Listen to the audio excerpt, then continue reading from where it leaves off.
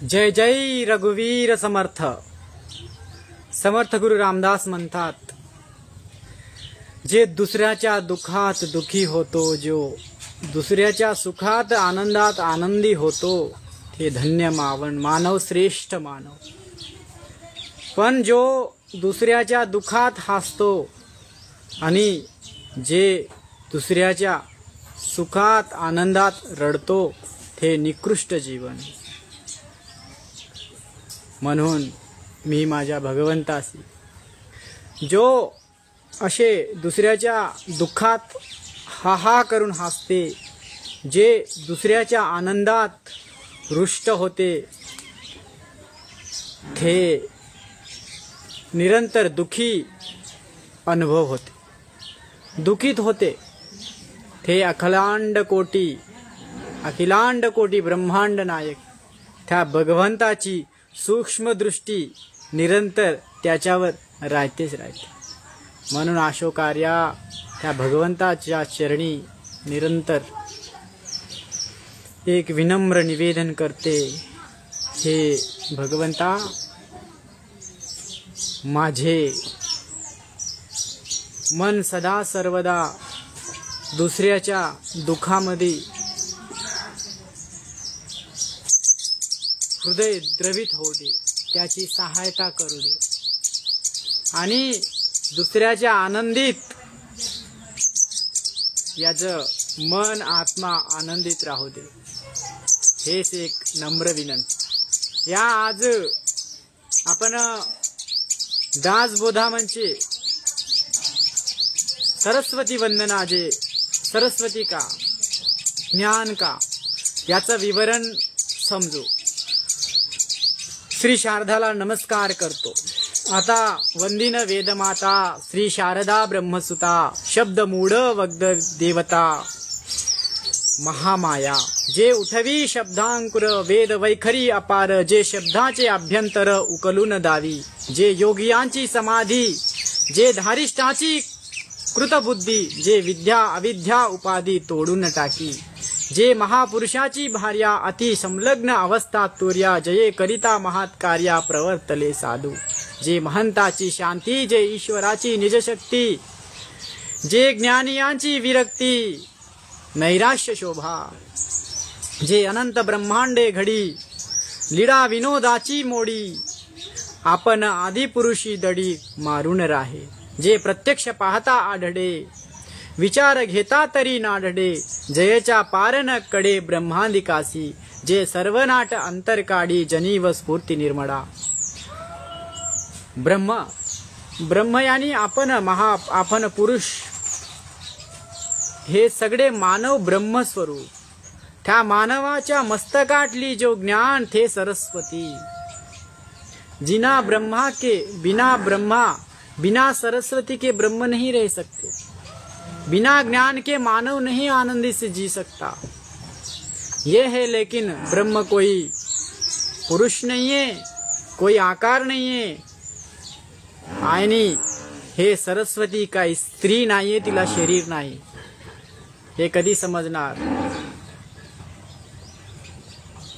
सामान्य मानवाला तर समजत नाही, पण उलटे पुलटे बोलणारा अज्ञानी दुष्टाला तर कसं समजणार? सरस्वती हे एक शरीर नाही, सरस्वती ज्ञान आहे, बुद्धी आहे, वाक शक्ती आहे, अक्षर ज्ञान आहे, ते सरस्वती।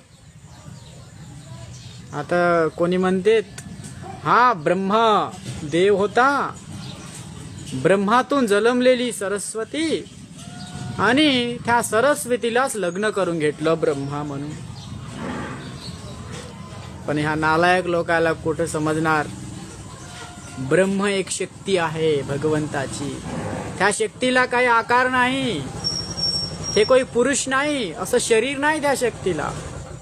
ते एक ब्रह्मशक्ती, ते शक्ती चराचर जगतमध्ये सगळ्यामध्ये आहे। आणि त्या शक्तीच्या चालण्यासाठी तिथून ज्ञान उत्पन्न झालं, त्या ब्रह्मशक्तीतून एक ज्ञान उत्पन्न झालं, सरस्वती उत्पन्न झाली। आणि त्या बिना बिना ज्ञानाने ती शक्ती चालू शकत नाही. हे ब्रह्मभाव अजिबात सिद्ध होऊ शकत नाही जेथे सरस्वतीचा साथ नाही, असे जोडले महापुरुष. या हे एक म्हणतात का संदेश, हे धर्मसंदेह, हे धर्मसंदेह मी आतावरी सांगलो. सरस्वती काही शरीर नाही, ब्रह्म काही शरीर नाही, एक शक्ती आहे. सरस्वती ज्ञान शास्त्र अक्षर ज्ञान आहे. ब्रह्म हे सगळ्या म्हणजे एक दिव्य शक्ती आहे, दैव शक्ती आहे. ते दैव शक्ती बिना ज्ञानाने बिना सरस्वतीने राहू शकत नाही. म्हणून त्या ब्रह्माला सरस्वतीला जोडले श्रेष्ठ जीवनासाठी, ह्या प्रकृतीच्या चालण्या सुधारण्या, श्रेष्ठ उत्पन्नासाठी, परिपालनासाठी. ठीक आहे. आता काय म्हणताय, सरस्वतीची वंदना करताय समर्थ गुरु रामदास महाराज. ती परमवाणीच्या रूपाने शब्दाचे स्फुरण उठवून वैखरी रूपाने असंख्य शब्दाचा उच्चार करविते व शब्दाचे रहस्य उकलून दाखविते. धैर्यवंताची निश्चयी बुद्धी तीच होय. ती विद्या म्हणजे ज्ञान, अविद्या म्हणजे अज्ञान ह्या दोन्ही उपाधी तोडून टाकते. प्रकृती रूप शारदेला पुरुष रूप गणेशाची स्त्री मानतात. हे सगळे जो काय आहे हे वर्णन केले आहे. सामान्य मानवाला समजत नाही म्हणून भगवंताची आकृती आणले, पण भगवंताला आकृती अजिबात नाही. जर करता भगवंताला आकृती असं तर ते भगवंत एका वजीच राहते. जसा अशोक आर्या आता येती आहे का, अशोकाला आकृती आहे म्हणून अशोक येतीच आहे, पण हे अशोक दुसऱ्या वजी नाही, कारण आकृती आहे, शरीर आहे म्हणून, ह्या शरीर आहे म्हणून येती आहे. हे शरीर दुसऱ्या वजी नाही राहू शके. तसंच भगवंत चराचरात आहे. जर करता भगवंताला आकृती असती तर भगवंत एकाच वजी असता, दुसऱ्या वजी कुठे असता. आता तुम्ही येती पाया लागता, तेथी पाया लागायच्या देव कोचा भेटला असता, पण भगवंत असा नाही.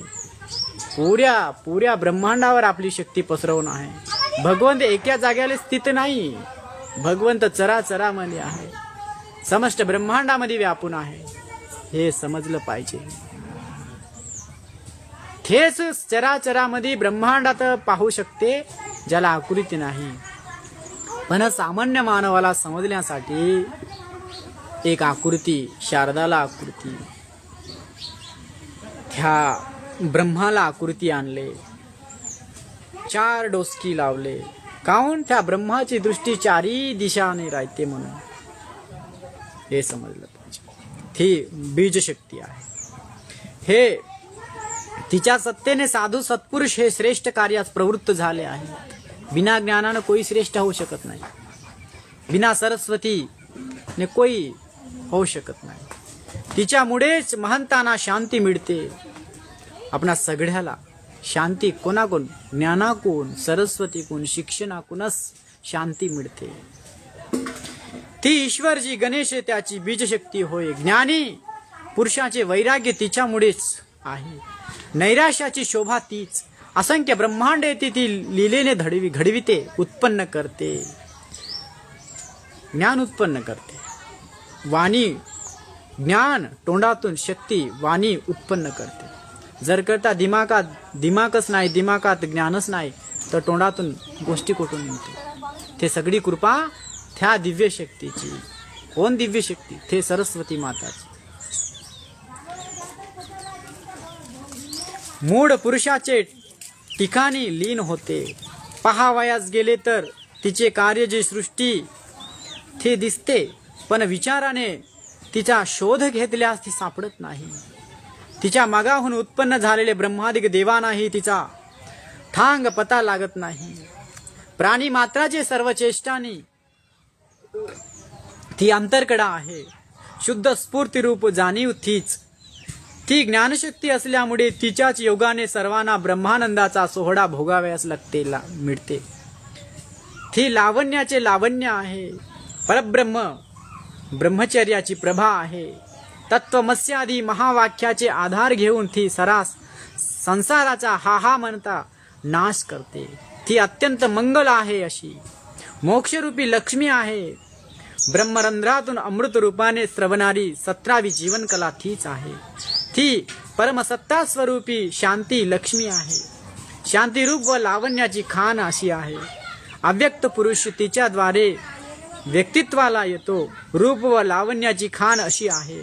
अव्यक्त पुरुष तिच्याच द्वारे व्यक्तित्वाला येतो. रूप व लावण्याची खान अशी आहे. अव्यक्त पुरुष तिच्याच द्वारे व्यक्तित्वाला येतो. सगुण साकार होतो. त्याच्या इच्छाशक्तीचे विस्तार करून जगत रूपाने तीच वाढली.